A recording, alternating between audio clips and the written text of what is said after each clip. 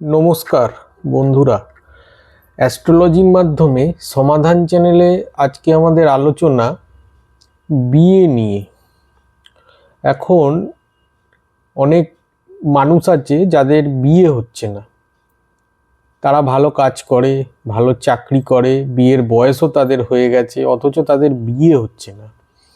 এছাড়া অনেক মেয়ে আছে যাদের দেখতে খুব সুন্দর, তারা পড়াশোনাও জানে, অথচ তাদের বিয়ে হচ্ছে না।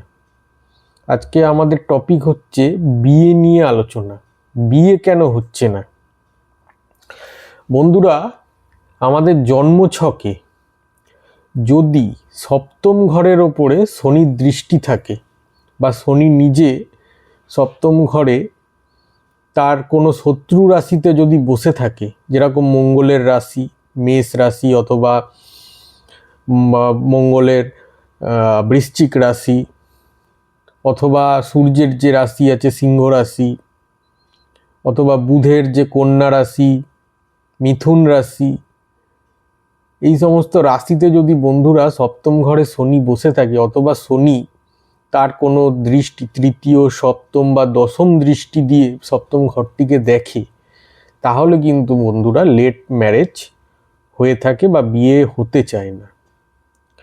কিন্তু শনিদেবের যদি সেখানে দৃষ্টি পড়ে, তাহলে লেট ম্যারেজ যদিও হয়, বিয়ে কিন্তু হয়, কিন্তু অনেক সমস্যার মধ্যে দিয়ে।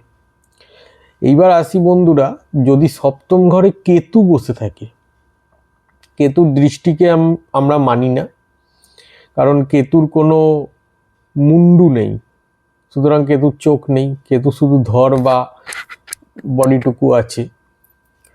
তাই কেতুর দৃষ্টি নেই বলেই আমরা জানি, কিন্তু কেতু যদি আপনার জন্মছকের সপ্তম ঘরে অবস্থান করে, তাহলেও কিন্তু বন্ধুরা বিয়ে হতে প্রচুর সমস্যা হয়।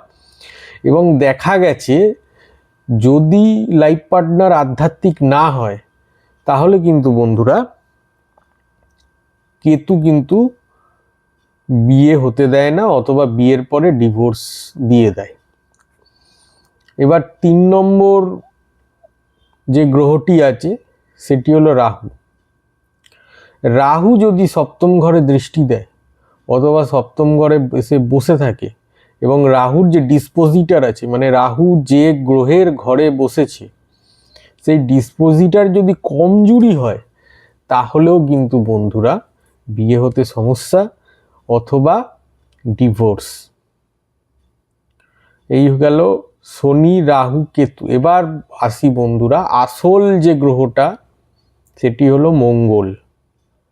মঙ্গলের অবস্থান যদি 1 নম্বর ঘরে, 4 নম্বর ঘরে, 7 নম্বর ঘরে, 8 নম্বর ঘরে এবং 12 নম্বর ঘরে, তবে আপনারা মাঙ্গলিক হলেন।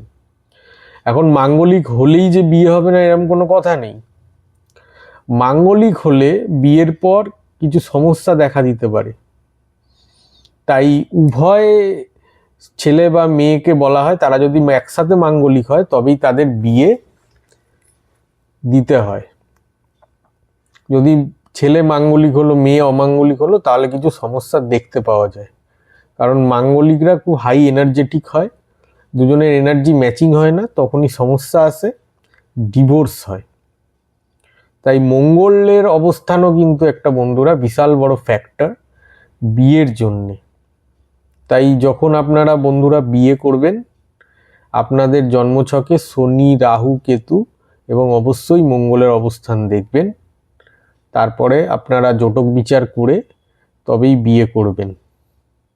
ঠিক আছে বন্ধুরা, আজ ভিডিওটা এই পর্যন্তই থাক। ধন্যবাদ, নমস্কার।